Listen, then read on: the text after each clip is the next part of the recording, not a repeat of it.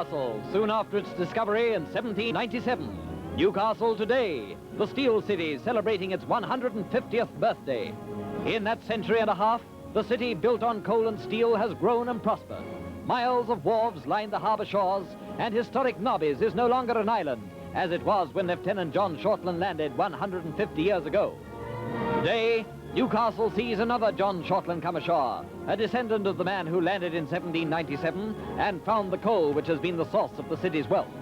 In the dress of officers and men of the 18th century Navy, Mr. Shortland and his party reenact the historic landing. Shortland's prediction that the river he discovered and named after Governor Hunter would become a great acquisition to the settlement has long since been fulfilled.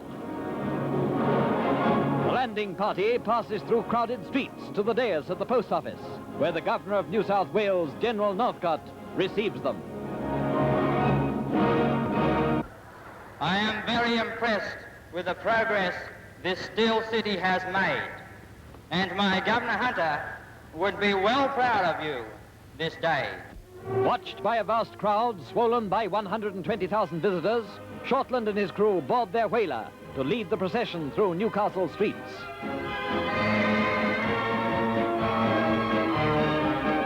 The uniforms of the 18th century sailors provide picturesque contrast to those of the men of the AIF as they march past and the governor takes the salute. The Air Force is represented too, marching with parade ground precision. Then come the floats, more than 180 of them, in the greatest procession in Newcastle's history. It's a colourful spectacle, one that the city will never forget. Marching girls, girls on floats, all joining in the colourful birthday celebrations. The Miners' Federation float. When are they going to give us this here 80-hour week they're talking about? Every aspect of Newcastle's large and growing industrial strength is represented. Night, and still the celebrations go on in a riot of exploding fireworks, shooting rockets and blazing fire wheels. It's a spectacular ending to a colourful birthday as Newcastle celebrates a century and a half of progress.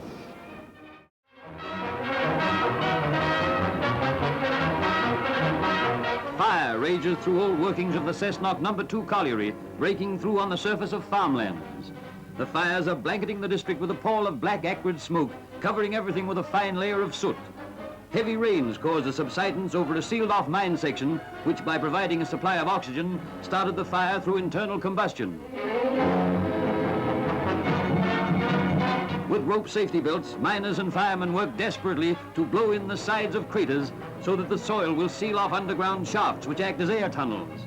But as fast as the fires are sealed off in one place, they break out in another.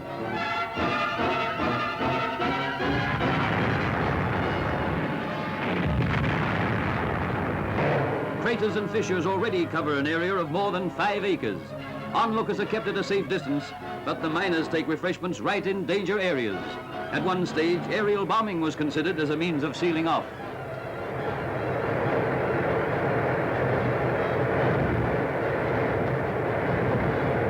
The seams of coal are only 35 feet below the surface, and the burning gas roars forth in fierce, swirling bursts. In a grim battle between men and the forces of nature, man is facing overwhelming odds, but he doesn't give up.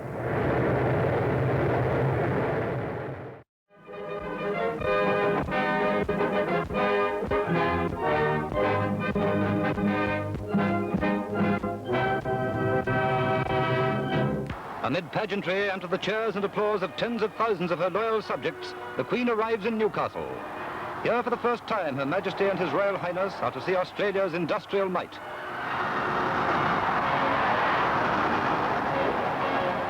Newcastle is famed the world over for the quality of its steel, and the Queen of the Dukes see it being produced at the huge BHP steelworks.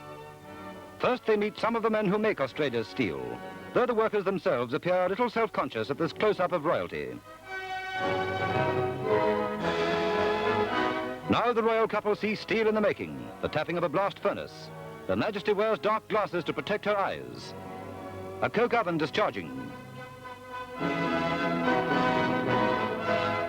The young queen at the start of her reign is obviously determined that she will see at first hand the industry that will maintain her people's standard of living. So Newcastle waves goodbye to its royal visitors.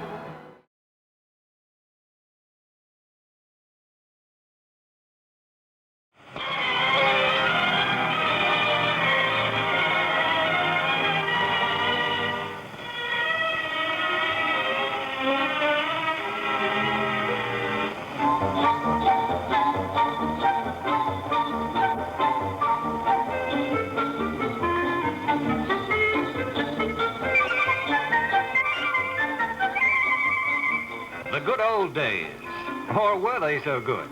For transport, the bumping, tiresome coach